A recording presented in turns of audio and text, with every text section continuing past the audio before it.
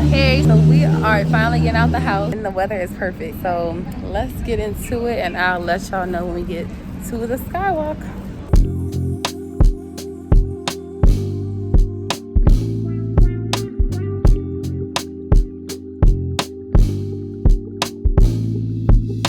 So day one in Bangkok, we are heading to the tallest observation deck in all of Thailand. That's right, the highest lookout point inside of the country. In these next few clips, I'm trying to wrap my head around why I am going to the top of this building. I am so nervous, y'all. Y'all probably can tell in my face as I'm walking through the entrance. But I kept telling myself the view is gonna be worth it. The view is gonna be worth it.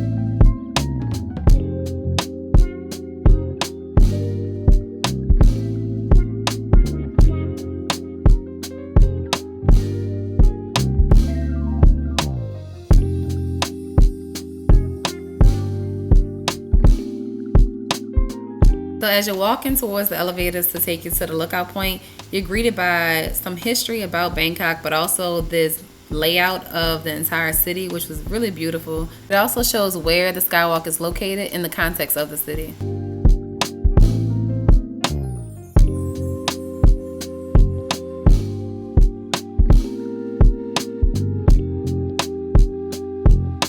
So next, you're led into these multimedia elevators that have digital screens all around, and you're shot up to the 74th floor in under a minute, and it's 50 seconds to be exact. So you don't even have time to catch your breath or get yourself together, because before you know it, you are on the 74th floor inside of the 360-degree observation deck. So this one, it's like the baby version. Like, this is on the 74th floor, it's cute, it's inside, but that 78th floor lookout point is still on the way. And there was this hydraulic lift option that you can take to the 78th floor that you see on the left side, but I was not feeling that. I was already outside of my comfort zone, so I chose to take the stairs. The views at this height were worth every bit of discomfort. Just looking out to the city, you feel like you are like touching the clouds. It's a crazy way to describe it, but you just feel so grateful to be alive. It's such just a once in a lifetime moment just being up there. So now you see me getting ready to do this skywalk, which is basically walking out on glass and standing on top of the city.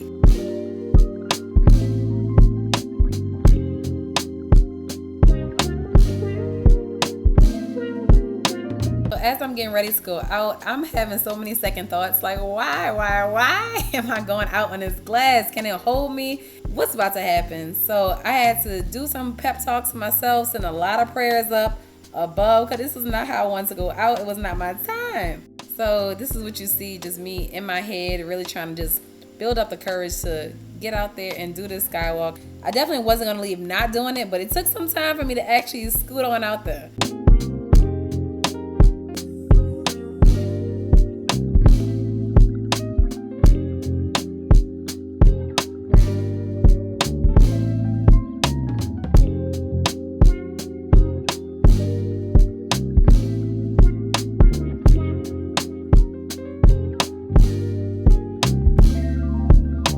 In this moment, I was just thinking, if I don't look down, it's not real. Just go straight back, get to the ledge where you can sit down, take a photo, and yeah.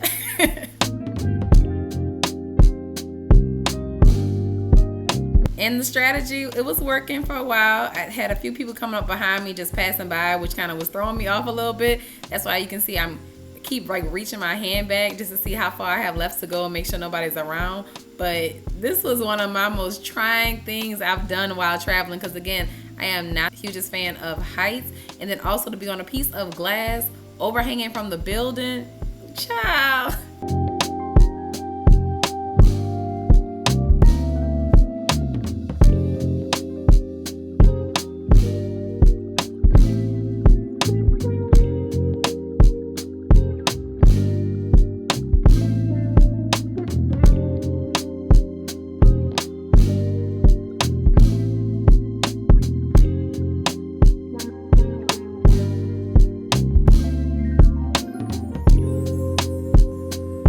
you can probably tell by my face, reality definitely started to sit in. I'm like, okay, I made it on this side. How am I about to get myself back to the other side? So I'm doing some more prayers, and lo and behold, this nice man helped me get back to the other side. I am forever grateful to that man.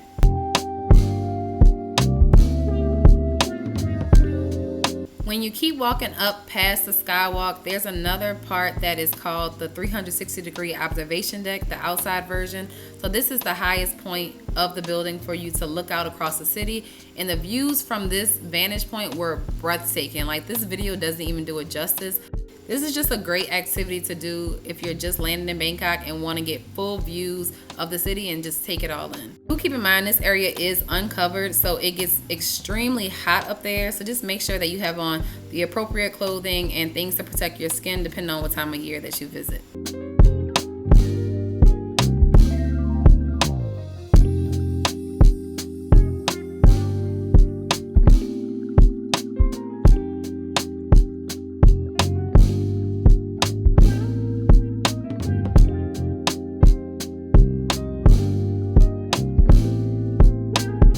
After the skywalk, we made our way to Chinatown, which is one of the busiest and oldest districts in Bangkok. And if you've already watched the first hour in Bangkok video that's already uploaded, you know that one of the main reasons of being in Thailand is to eat and try the different foods. So I ended up finding this restaurant just from exploring and just walking around the area. It does sit on a pretty busy street, and they did have a wait time. A lot of people just walked up and wrote their names down and waited for their table to be ready, which is what we did. And the wait really wasn't that bad. I think it was like 30 or 45 minutes. But now let's get into the food.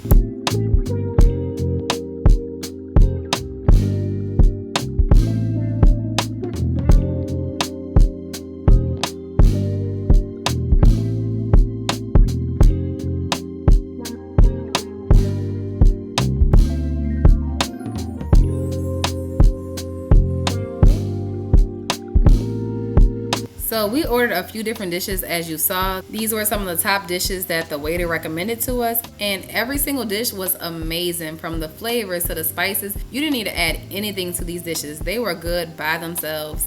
So if you are planning to visit Chinatown while you're in Bangkok, I highly recommend this spot, especially if you're trying to pack a lot of stuff in your itinerary. This is a great spot because of how fast they get you in and out. From the time we sat down, we were out within an hour.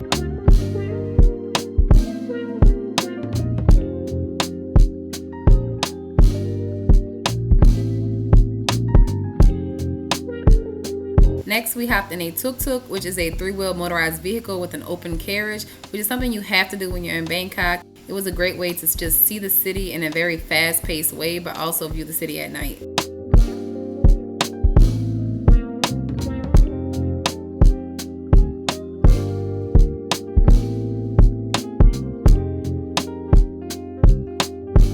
Next, we headed to ICONSIAM, which is noted as one of the largest, most luxurious malls in all of Southeast Asia. But honestly, to call this place a mall really sounds criminal. This place is in a league of its own. From the hundreds, literally hundreds of retail shops to the world-class auditorium to the international eatery zone. So we're not talking just 1 or 2 restaurants, but entire floors dedicated to just international foods, to the attractions outside, because the mall does sit alongside the river. Like, there's just so much in this one area. You can spend days here and still not see everything that this place has to offer.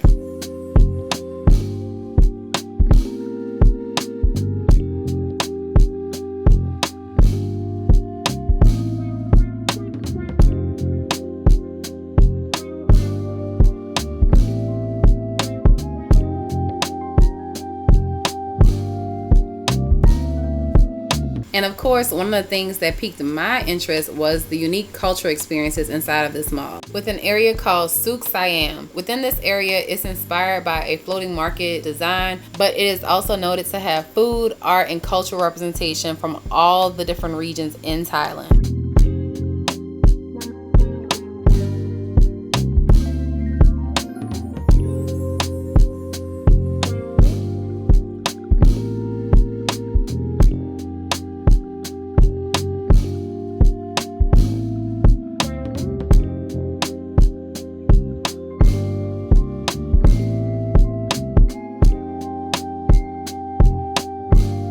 This area was great for many reasons, but one being that it supported local businesses. So as you can see in the clips, there's just different vendors selling their products, but also traditional Thai dishes.